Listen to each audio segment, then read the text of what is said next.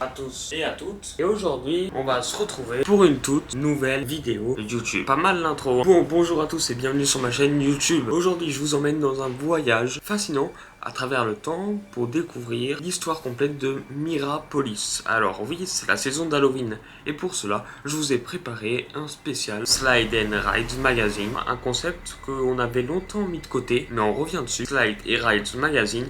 Et pour la saison d'Halloween, eh bien, sur un parc abandonné. On est parti pour visionnage.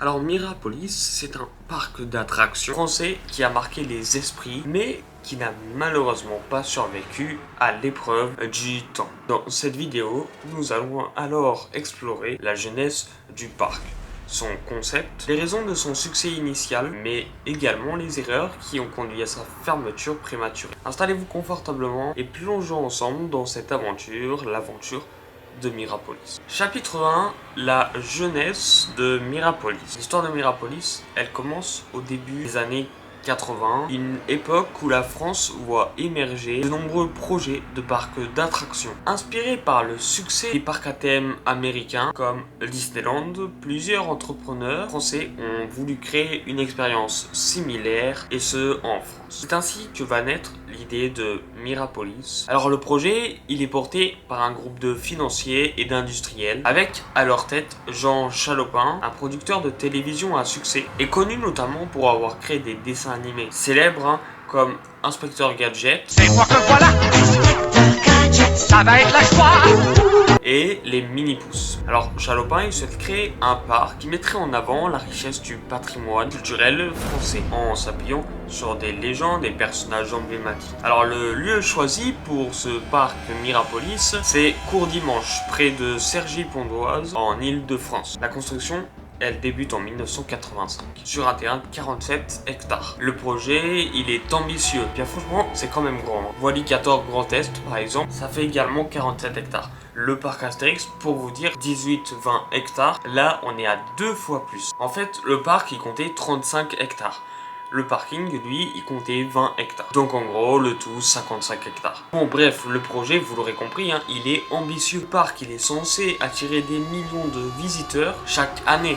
L'investissement, lui, il est énorme. On parle alors de 500 millions de francs. Une somme colossale, du coup, pour l'époque. 1 euro, c'est à peu près 6 à 7 francs. Après conversion, 500 millions de francs, c'est 76,22 millions d'euros. Les 76 millions d'euros, il faut les avoir. Moi, perso, je les ai pas, même si j'aimerais bien. Donc une somme colossale. Chapitre 2, un concept unique inspiré des légendes françaises. Mirapolis, il se distingue des autres parcs d'attractions par son concept unique.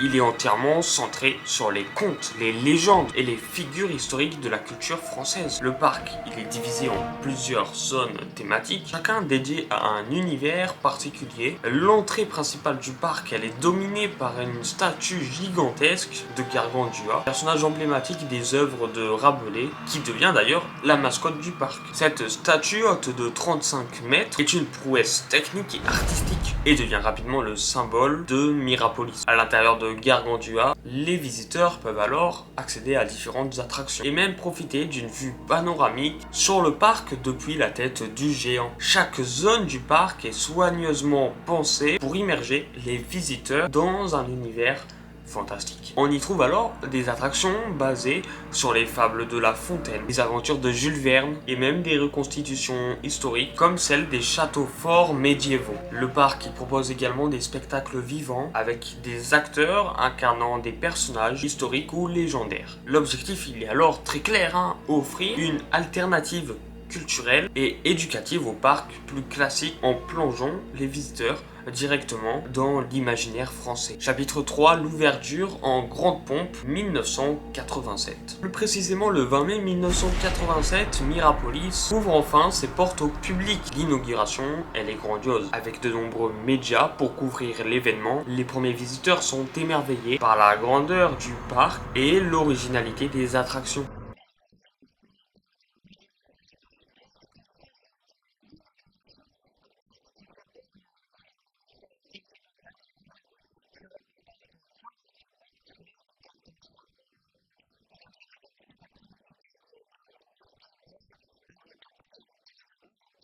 La première saison est un succès relatif, avec plus de 600 000 visiteurs, un chiffre prometteur mais en dessous des attentes initiales. Cependant, dès le premier mois, certains signes inquiétants apparaissent. Le parc, malgré son concept innovant, souffre d'un certain nombre de problèmes. Tout d'abord, la localisation. Bien que proche de Paris, n'est pas idéal pour attirer un public international. Plus les infrastructures autour du parc sont insuffisantes, rendant alors l'accès difficile pour une partie des visiteurs potentiels. Les premiers retours des visiteurs montrent également que le parc manque de certaines attractions à sensations fortes, comparé à d'autres parcs concurrents comme le parc Astérix, même s'il est plus petit, ou Disneyland qui ouvrira quelques années plus tard. Et c'est en partie ce parc, Disneyland, qui va faire la chute de Mirapolis. Chapitre 4, les difficultés, qu'elles soient financières ou alors organisationnelles. Très vite, Mirapolis commence à rencontrer des difficultés financières. Le coût de construction du parc et les frais d'exploitation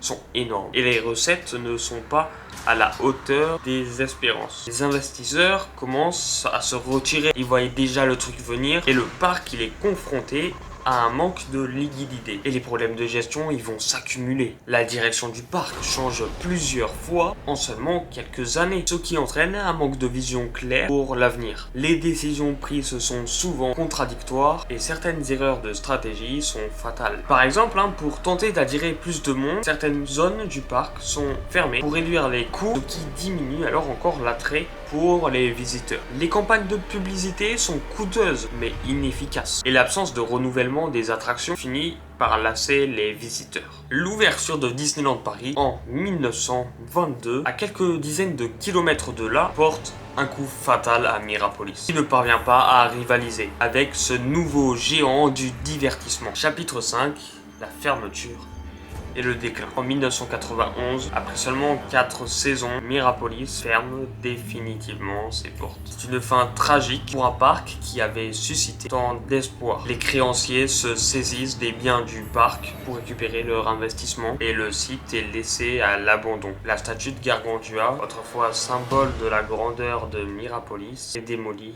en 1995, marquant ainsi la fin de cette aventure. Le terrain du parc est finalement reconverti en zone résidentielle. Et aujourd'hui, peu de traces subsistent de l'ancien parc d'attractions. Pourtant, Mirapolis reste gravé dans la mémoire de ceux qui l'ont connu. Des associations de passionnés ont vu le jour pour préserver la mémoire du parc. Et des documents photos et vidéos de l'époque continuent de circuler sur internet, témoignant de ce projet audacieux. Mais malheureusement, voué à l'échec. Mirapolis, ça aurait pu être le Disneyland Paris d'aujourd'hui.